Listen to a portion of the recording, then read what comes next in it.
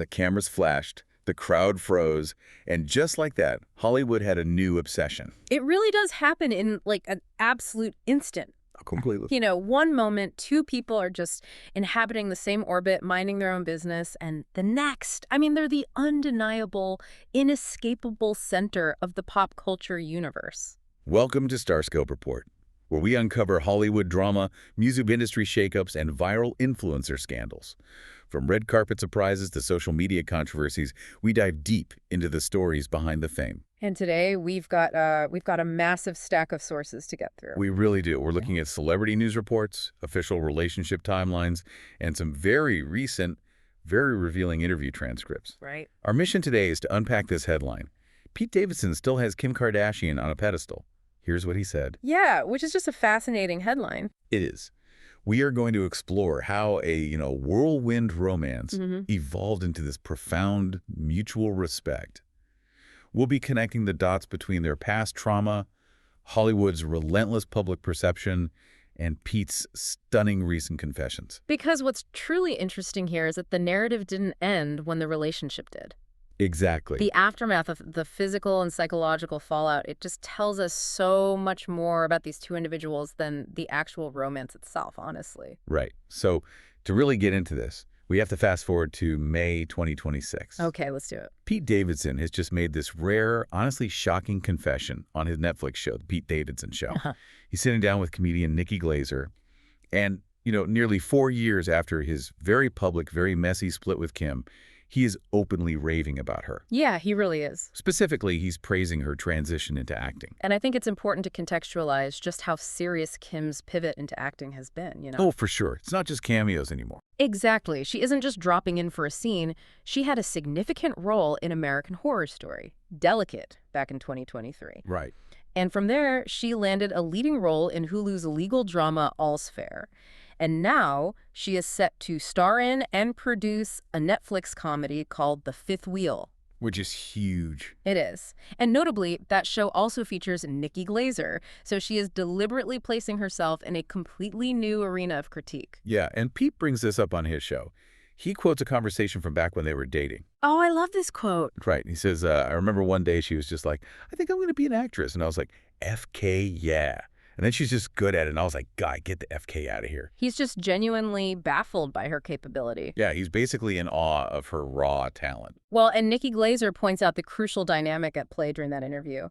Glaser notes that for Kim to step into traditional acting, knowing full well what the public perception of her is, it takes an incredible amount of psychological resolve. Because people are, actively looking for her to fail. Exactly. The internet anticipates it. They prepare the memes in advance, And yet she steps into the arena and succeeds anyway. And Pete actually takes it a step further. He calls Kim superhuman. Superhuman, yeah.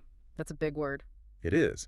He said the biggest thing he learned from her was how she completely ignores the public perception and the news cycle. Right. She taught him to, in his exact words, just still go do ST. I mean, it is a remarkable survival tactic. We often talk about celebrities having thick skin, but what Kim employs is much more active. Oh, man. It's essentially a psychological Faraday cage. Okay, a Faraday cage. I like that analogy. Right.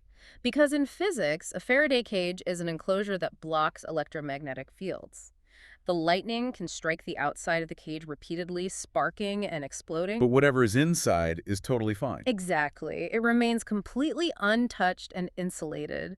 The electrical storm of public outrage hits her exterior brand, but internally she sits completely insulated, just calmly studying for the bar exam or memorizing lines for a show. Okay, but wait, hold on though. We need to look at the timeline here before we just accept Pete's praise at face value. Oh, you mean his recent breakup? Yes. Pete just got out of a major relationship. In May 2026, reports confirmed his split from model and actress Elsie Hewitt. Right. And they had been linked since March 2025. Then in December 2025, they welcomed a daughter together, Scotty Rose. Named after his dad, yeah. Right, named after his father, who died on 9/11. So Pete is fresh out of a deeply significant, life-altering relationship. Isn't this just classic post-breakup nostalgia? I mean, why should we believe he's genuinely admiring her fortitude as a mentor and not just looking back at a past fling with rose-colored glasses? Well, it's a fair question. Nostalgia is definitely a powerful editor of our memories, and a recent breakup certainly leaves you vulnerable to idealizing the past. Right, that's what I'm saying. But look at the specific trait Pete is praising here. He isn't pining for their secret dates or talking about how much he misses her personality. He is expressing awe at her resilience, her superhuman ability to block out the noise. That is a very specific clinical admiration. Okay, yeah, that makes sense. He's looking at her as a psychological case study in survival. And that distinction matters because he witnessed that survival tactic forged in the absolute crucible of their relationship. Wow, yeah. It's an admiration of a skill he desperately needs. Exactly. And to understand Pete's awe today, we really have to look back at the terrifying chaos that tested them. And honestly, that's not even the wildest part. Not even close. Later in this deep dive, we'll talk about the shocking physical transformation Pete went through to literally burn away the past. Yeah, that part is intense. But first, we need to go back to the spark. October 2021, Saturday Night Live, the Aladdin and Jasmine sketch. The irony of how they actually connected is just brilliant to me. It really is. Because months prior to Kim hosting SNL, Pete had actually asked Megan Fox for Kim's number. Oh my gosh, yes. And Megan bluntly told him he had a better chance of her and Machine Gun Kelly being eaten by crocodiles than he did of getting Kim's number. A completely brutal rejection. So brutal. But then, the universe intervenes. They share that on-screen kiss on a magic carpet, and Kim feels a vibe. A vibe, yeah. She is the one who eventually asks an SNL producer for Pete's number. She admitted later she was intrigued by his BDE, which, for anyone unaware, is internet slang for a certain quiet, confident, magnetic energy. Right, right. And she was, quote, basically DTF, meaning she was just looking for a casual hookup. She wasn't looking for a serious romance at all. No, she was looking for a fun, spontaneous distraction after filing for divorce. Exactly. But that fun honeymoon phase, I mean, the secret dinners in Staten Island, the matching pajamas, the amusement park dates, it was violently interrupted. It really was. The external pressure applied to this relationship was extraordinary, primarily coming from Kim's ex-husband, Kanye West. Yeah, we have to look at the facts of what happened here, just impartially relaying the events as they unfolded. The campaign against Pete was relentless. Unbelievably relentless. Kanye publicly threatened Pete.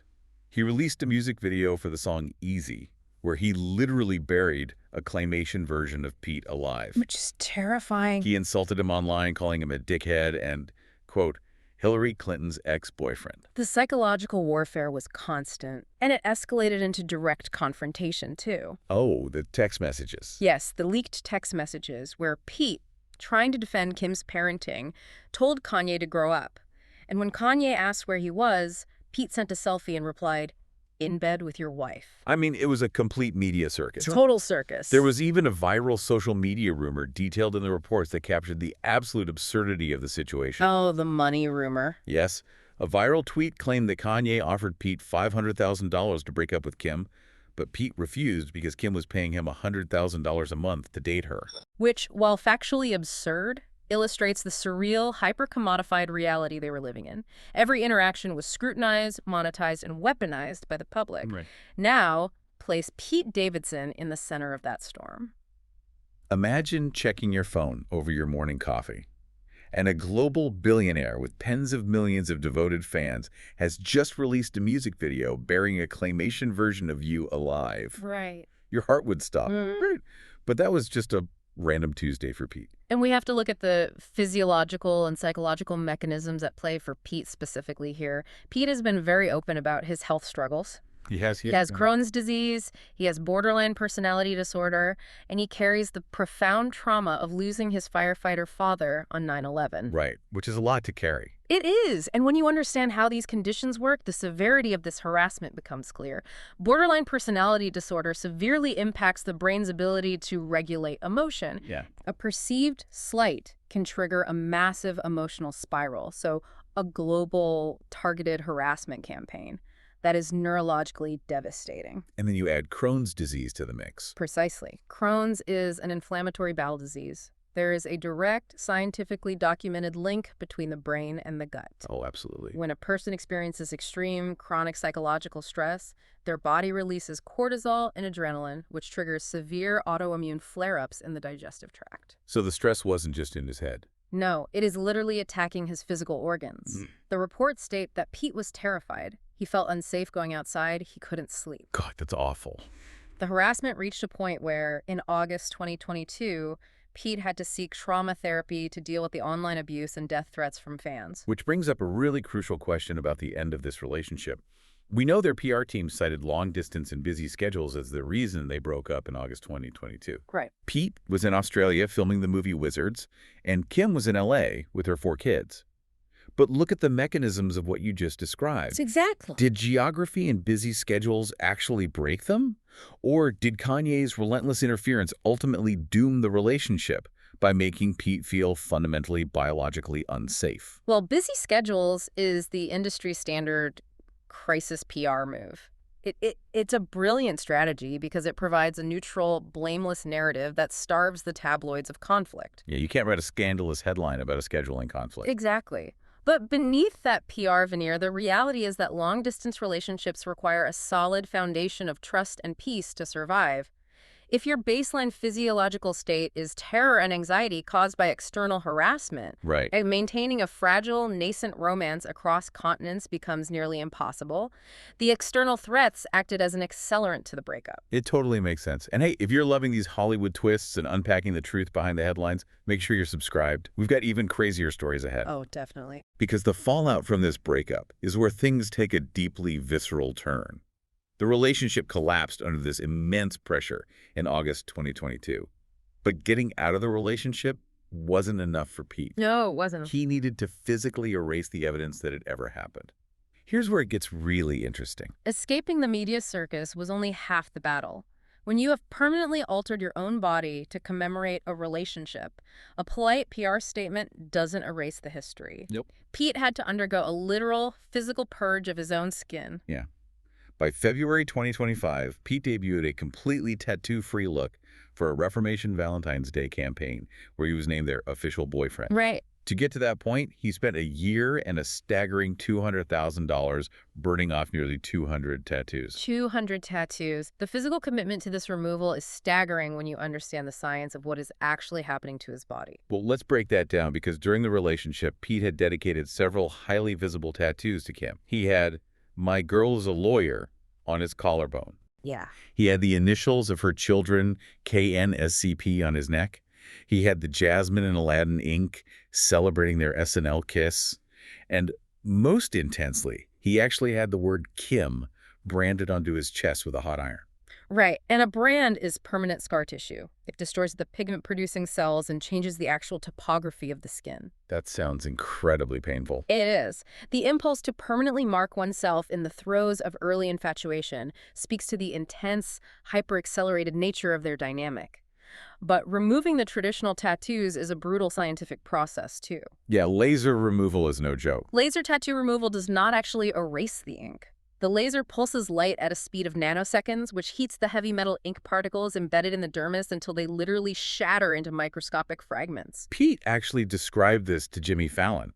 He said they have to burn off a layer of your skin, let it heal for 6 to 8 weeks completely out of the sunlight, and then repeat the process 12 times. 12 times. He told Fallon it's vastly worse than getting the tattoo in the first place. Because after the laser shatters the ink, your body has to do the heavy lifting.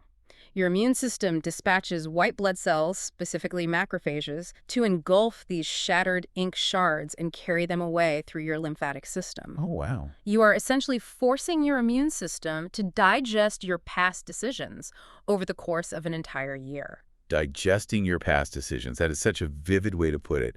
And Pete told Fallon he was trying to clean slate it, trying to be an adult. Right. The physical pain of the laser, the literal shattering of the ink under his skin, it acts as a form of extreme catharsis. He is enduring agonizing pain to shed his past skin, to rid himself of the impulsive decisions made during a highly manic, stressful period of his life. But the erasure wasn't just happening on Pete's body, it was happening in the media ecosystem as well. Oh my God, that is such a wild detail from the sources. Yeah. There's a scene in the Kardashians reality show where Kim is doing her Met Gala fitting for Marilyn Monroe's iconic dress. We know from TMZ and paparazzi footage that Pete was right there beside her. He was literally holding her hand. Exactly. He was offering his shoulder for support while her hairstylist lifted her into the fragile dress. But in the final Hulu episode that aired in November 2022, Pete is almost entirely erased. Completely scrubbed. You just see a brief, unidentifiable glimpse of his plaid shirt. He was cut out of the narrative. It highlights the surreal power of reality television and celebrity PR. They have the ability to retroactively edit their own history. Yeah, it's wild. The final cut is the ultimate authority. Kim's team can simply scrub Pete from the footage, effectively pretending he was never in the room, just as Pete spends hundreds of thousands of dollars to scrub Kim from his physical form. It's like painting over a vibrant, chaotic mural on a brick wall. You can spend a fortune on heavy-duty primer. Right. You can paint it stark, clinical white. To anyone walking by, the image of the mural is gone. Right. But the texture of the bricks is forever changed. The paint seeped into the grout. You can't unchange the wall. No, you can't. Pete went to extreme, agonizing lengths to physically scrub his body of this past relationship. Yet, years later in 2026, he uses his public platform to praise her, unprompted, as superhuman. Yeah. Is it possible that the greatest legacy of a failed Hollywood romance isn't the drama or the tattoos or the paparazzi photos, but the resilience you learn from surviving it? I think so. The physical reminders are gone, but the psychological imprint remains. And in this case, the imprint seems to be a masterclass in compartmentalization. Right. Pete, who openly struggles with emotional regulation, witnessed a woman endure a barrage of global criticism and malicious attacks without breaking stride. She maintained her Faraday cage. She just kept studying for the bar exam, kept running her billion-dollar companies, kept raising her 4 kids. For someone like Pete, whose biological instinct was to read the comments, internalize the stress, and spiral into physical and mental anxiety, watching Kim simply refuse to engage with the negativity was a revelation. Yeah. It completely redefined what strength looked like for him. So what does this all mean for you, listening to this right now? I mean, you probably aren't dodging paparazzi or dealing with a billionaire ex-husband sending claymation death threats. Probably not. But we all have noise. We all have critics. Exactly. What you can take away from Kim and Pete's story is that even in the most chaotic, hypervisible, and ultimately doomed environments, you can extract valuable life lessons from the people you cross paths with. Totally. The relationship doesn't have to be a lifelong success for the experience to be profoundly meaningful. Kim taught Pete how to block out the noise and keep working. She taught him that public perception does not dictate personal reality. That is a mechanism anyone can apply. Right? When you are facing your own critics, whether it's a toxic boss, a judgmental family member, or just the overwhelming anxiety of social media, you have the power to build your own Faraday cage. You do. You can let the sparks fly on the outside, choose not to look at the explosion, and just keep walking forward. It is entirely about taking agency over your own attention. You decide what gets your energy and what gets ignored. But I want to leave you with one final provocative thought to mull over. We just talked about how Pete learned to completely detach from public perception by watching Kim. He admires her superhuman ability to ignore the audience. Right. But consider this. Kim Kardashian built her entire billion-dollar empire on public perception. Her wealth, her influence, her television shows, her brand deals, they all require us, the public, to look at her and care deeply about what she is doing. It is the ultimate paradox of her existence. She requires the very thing she has trained herself to ignore. If her greatest superpower is ignoring the very audience she relies on for her empire, how long can a star maintain that delicate balance before the disconnect becomes too vast? Right. Can you truly be immune to the public while simultaneously selling them your life? It's a fascinating paradox to explore on your own. The line between protecting your peace and alienating the consumers who built your platform is incredibly thin. It really is. The cameras might have flashed and the crowd might have frozen, but the story is always infinitely more complex than the picture they take. You have been listening to Starscope Report, where Jordan and Jamie uncover the stories shaping Hollywood, music, and pop culture. Thanks for tuning in, and don't forget to subscribe for more stories that keep the stars shining.